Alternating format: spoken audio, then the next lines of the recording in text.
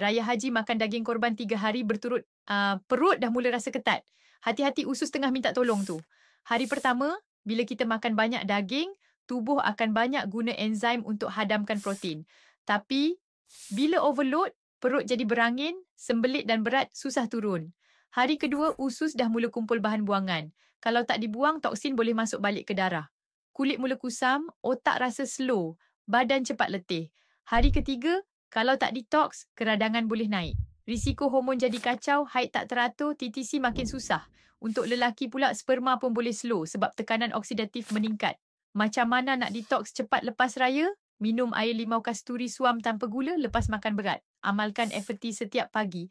Ada inulin, prebiotik, bantu cuci usus dan stabil hormon. Tambah sayur hijau, betik, uwat dan chia seed. 3 hari berturut elakkan ais dan minuman manis.